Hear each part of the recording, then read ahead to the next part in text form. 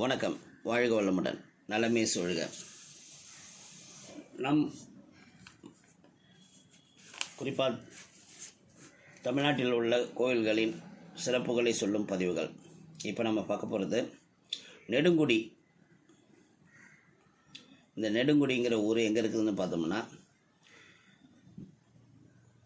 அறந்தாங்கியிலிருந்து காரைக்குடி செல்லும் வழியில் உள்ள ஊர். 400 அடி உயரம் மண் மலை மீது அமைந்துள்ள கைலாசநாதர் கோயில். இந்தியாவில் வேறு எங்கும் இல்லாத தனிச்சிறப்பு இந்த கோயிலுக்கு உண்டு. மது பழக்கத்திற்கு அடிமையாகி அதிலிருந்து மீள முடியாமல் தவிப்பவர்கள் மீண்டு வர வழி உள்ளது.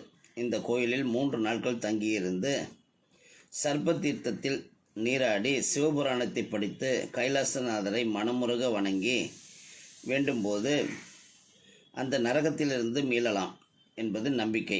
அதன் பிறகு மது நினைவே வருவதில்லையாம். குடிகாரர்களை திருத்தும் மற்றொரு அபூர்வ கோயில் பேரையூர் அருகே உள்ள சின்ன கட்டளை என்ற இடத்தில் உள்ளது. இந்த கோயில் பத்து கோயில் என்று பெயர். இந்த கோயிலுக்கு வரும் குடிமக்கள் இங்குள்ள 21 சாமிகள் முன்பு எந்தவித போதைப் பொருளையும் அனுபவிக்க மாட்டேன் என்று சூடம் கொளுத்தி உறுதி கொடுக்க வேண்டும். 7 கோடுகள் போட்டு அதை பூசாரி தாண்ட சொல்வார். பிறகு கருப்பு கயிறு கையில் கட்டுவார்கள். இதற்கு பிறகு மதுவை தொடக்கூடாது.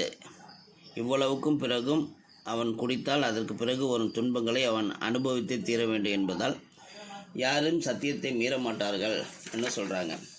அதாவது இந்த பதிவில் 2 கோயில் பற்றி சொல்கிறோம். ஒன்று நெடுங்குடி பக்கத்தில் இருக்கிற கைலாசநாதர் கோயில், இன்னொரு சின்ன கட்டளை என்கிற ஊரில் இருக்கிற 10 கோயில் என்கிற கோயில்.